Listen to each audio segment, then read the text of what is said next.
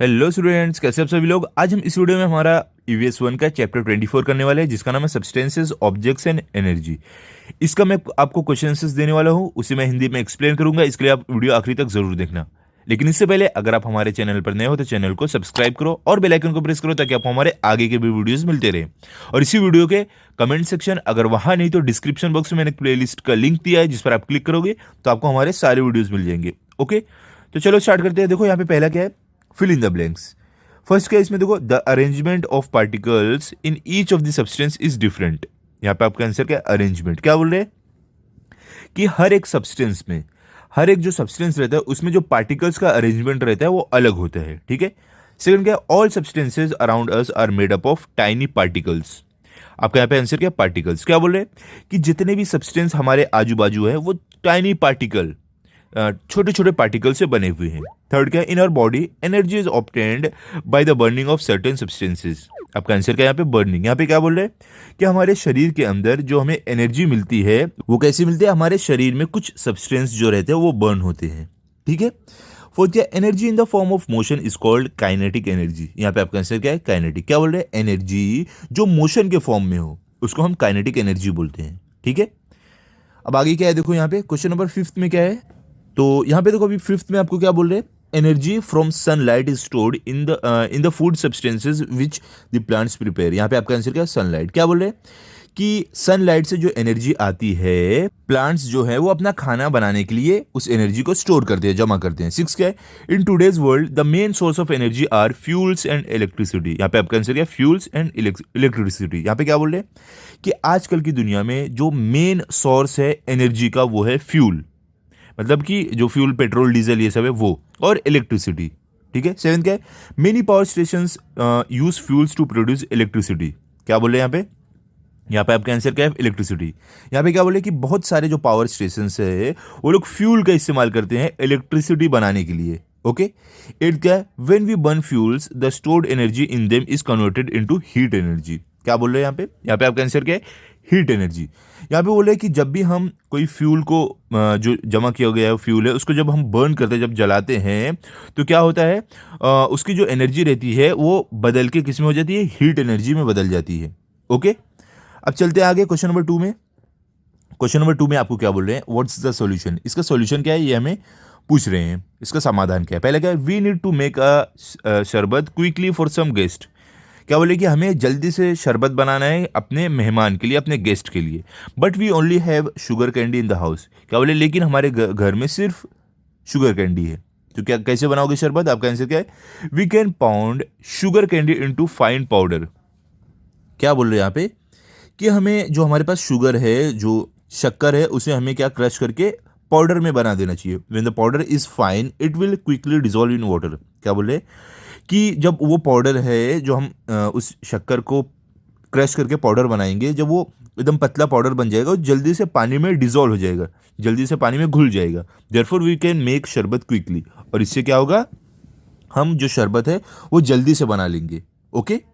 अब देखो question number 2 में क्या है, we need to rub salt on a corn cob but only salt crystals are available. यहाँ पे क्या बोल रहे हैं कि हमें जो मकई है उस पर हमें नमक रगड़ना है। ठीक है। लेकिन हमारे पास सिर्फ नमक का जो रोड़ा रहता है ना, वो है, जो पाउडर वाला नमक वो नहीं है हमारे पास। तो हम क्या करेंगे, आंसर क्या, we can pound salt crystals. क्या बोल रहे हैं कि जो सॉल्ट क्रिस्टल है उसे हम क्या कर सकते हैं, उसे हम पीस सकते हैं, मतलब उसका पाउडर बना सकते हैं। इधर we can use mortar pestle और we can also crush the crystals of salt into a grinder, in a grinder. क्या बोल रहे हैं, देखो पहले यहाँ पे क्या बोल रहे हैं, मोटर पेस्टल क्या होता है। देखो आपने देखा होगा आयुर्वेदिक दुकान पे, जो नहीं पत्थर का प्याला रहता है, उसके अंदर दवाई सब डाल के ऐसे पीस पीस के बनाते हैं, तो वही पत्थर के प्याले को मोटर पेस्टल बोलते हैं। ठीक है। तो यहाँ पे क्या बोल रहे हैं कि हम मोटर पेस्टल का यूज कर सकते हैं, या तो हम ग्राइंडर, जो हमारे पास घर पे मिक्सर रहता है, उसका हम यूज कर सकते हैं, उस नमक के रोड़े को क्या, तोड़ के पतला करने के लिए। ठीक है।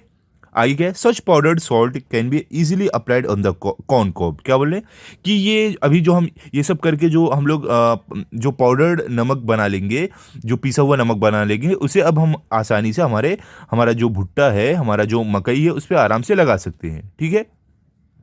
अब आगे क्या है, देखो क्वेश्चन नंबर 3 में आपको क्या है, यहाँ पे आपको बोला यूज योर ब्रेन पावर, आपको अपनी दिमाग की जो दिमाग है उसको यूज करने बोला गया है। तो देखो यहाँ पे आपको पहला क्वेश्चन क्या है, यहाँ पे बोल रहे हैं why do tablets of camphor decreases in size day by day. क्या बोल रहे हैं कि जो टैबलेट रहते हैं कैम्फर के, वाइट कलर का गोल जो रहता है, देखो आपने देखा होगा बेड में, अगर आपके घर में बेड होगा, सोफा होगा, उसमें ऐसे डालते हैं ताकि उसमें क्या जो क्या नाम है कीड़े वो सब नहीं लगे, तो वो क्यों साइज में छोटा होते जाता है डे बाय डे। तो अब आंसर क्या है, tablets of camphors are in solid state. क्या बोल रहे हैं, जो ये टैबलेट रहते हैं कैम्फर के, ये सॉलिड स्टेट में रहते हैं। Camphor has a property to turn into gaseous state directly from solid state. क्या बोले, जो कैम्फर रहता है उसमें एक प्रॉपर्टी रहती है कि वो डायरेक्ट सॉलिड से गैस के फॉर्म में बदल जाता है।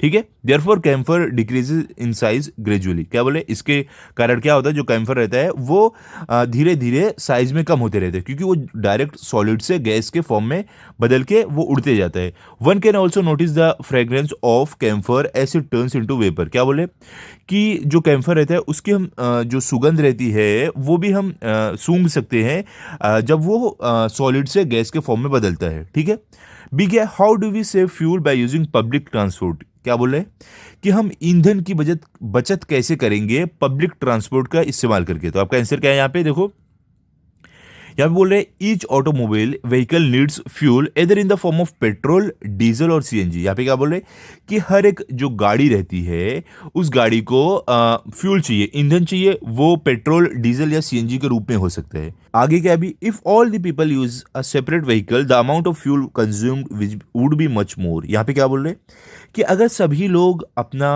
अलग अलग प्राइवेट गाड़ी यूज करेंगे तो जो ईंधन है, जो फ्यूल है, उसका यूज बहुत ज्यादा हो जाएगा। ठीक है, if many people start using a public transport the fuel consumption would be reduced.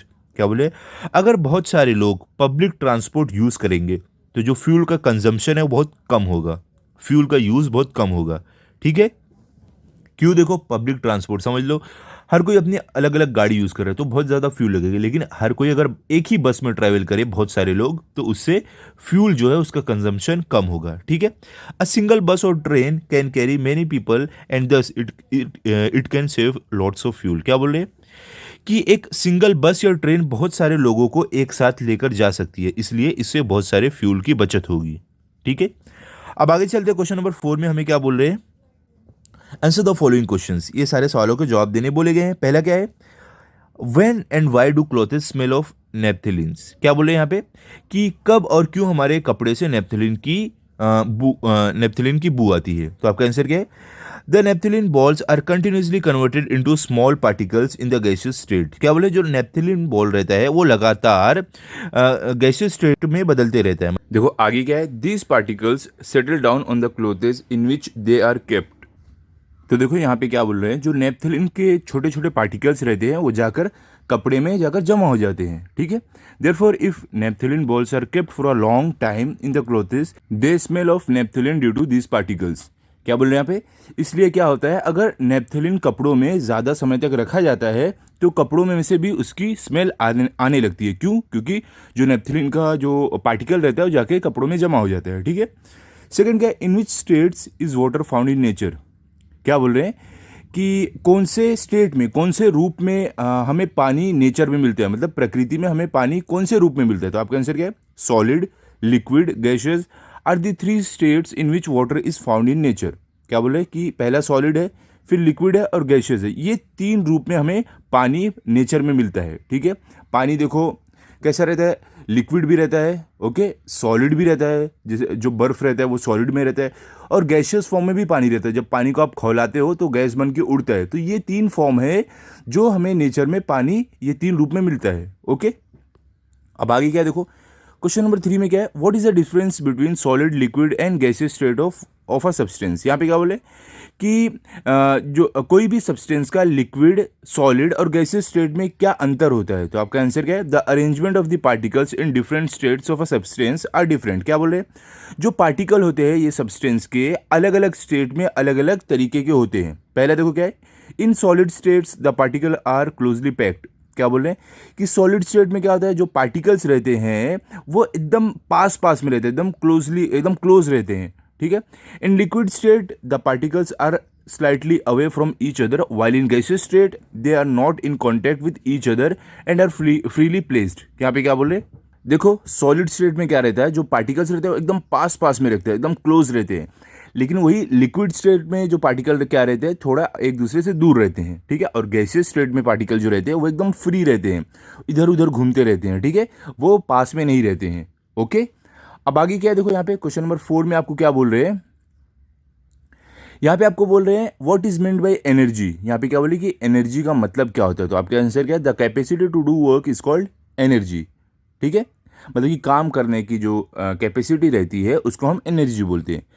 Question number 5 क्या है, what are different properties in the substance. क्या बोले कि जो सब्सटेंस रहता है उसकी अलग अलग प्रॉपर्टीज क्या होती है, तो आपका आंसर क्या है, hardness, transparency, colour, smell, solubility in water etcetera are the different properties seen in the substance. तो यहाँ पे क्या बोले, जो सब्सटेंस रहता है, कोई भी सामान रहता है, उसकी जो जो अलग अलग प्रॉपर्टीज हमें देखने मिलती है वो कौन कौन सी है, वो है hardness, transparency, colour, smell, solubility in water, ये अलग अलग है जो प्रॉपर्टीज हमें देखने मिलती है, ठीक है। क्वेश्चन नंबर 6 के आपको which substance give energy in the form of heat. क्या बोल रहे कि कौन सा सब्सटेंस ऐसा है जो हमें एनर्जी हीट के रूप में देता है, what are this substance known as, और ऐसे सब्सटेंस को हम किस नाम से जानते हैं। ओके, तो आंसर क्या है, substances like coal, diesel, CNG, LPG, petrol, kerosene etcetera are the substances that give energy in the form of heat. क्या यहाँ पे बोल रहे हैं कि सब्सटेंस जैसे कि coal, diesel, CNG, LPG, petrol, kerosene, ये सब सब्सटेंस है जो हमें एनर्जी देते हैं हीट के फॉर्म में, जब भी हम इन्हें जलाते हैं तब। ओके, अभी देखो आगे क्या है, these substances are known as fuels. क्या बोला, इन सब्सटेंस को हम फ्यूल बोलते हैं, ईंधन, ठीक है। अब आगे क्या देखो, क्वेश्चन नंबर 7 में आपको क्या बोल रहे हैं, write some of the activities that can be done due to wind energy. देखो क्या बोल रहे हैं कि कुछ एक्टिविटीज, आप कुछ एक्टिविटीज के बारे में लिखो जो हम विंड एनर्जी की मदद से कर सकते हैं। तो आपका आंसर क्या है, द विंड मिल टर्न्स। देखो विंड एनर्जी जो रहती है, मतलब जो हवा जो रहती है उसकी मदद से हम क्या करते हैं, क्या हो सकता है, देखो विंड मिल जो रहती है वो घूमती है। द बोट सेल्स, पानी में जो बोट, जो पानी के जहाज़ रहते हैं उस पर देखो, आप देखोगे बड़ा सा ऐसे कपड़े जैसा लगा रहता है, तो उसकी मदद से वो बोट भी चलती है पानी में। Cloud move from one place to the other are the activities that take place due to kinetic energy of wind. क्या बोले, और जो बादल रहता है वो एक जगह से दूसरी जगह हवा की मदद से जाता है। तो ये सारी चीज़ें हैं जो काइनेटिक एनर्जी ऑफ विंड की वजह से होती है, ठीक है। तो यहाँ पे हमारा हो गया क्वेश्चन नंबर 7, और देखो इसके साथ साथ हमारा ये चैप्टर कंप्लीट हो गया है 24। अभी अगले वीडियो में मैं दूंगा आपको चैप्टर नंबर 25, तो आप चैनल को सब्सक्राइब करके रखो ताकि आपको चैप्टर 25 भी मिले। और जो चैप्टर हमने किया है आप इसे अच्छे से पढ़ लो और लर्न कर लो, ताकि अगर आपका टेस्ट हो तो आपके फुल मार्क्स आए। मिलते हैं अभी अगले वीडियो में। अगर आपको ये वीडियो अच्छा लगा हो तो आप इस वीडियो को लाइक करो, अपने सभी दोस्तों के साथ शेयर करो और चैनल को सब्सक्राइब करो। Thank you.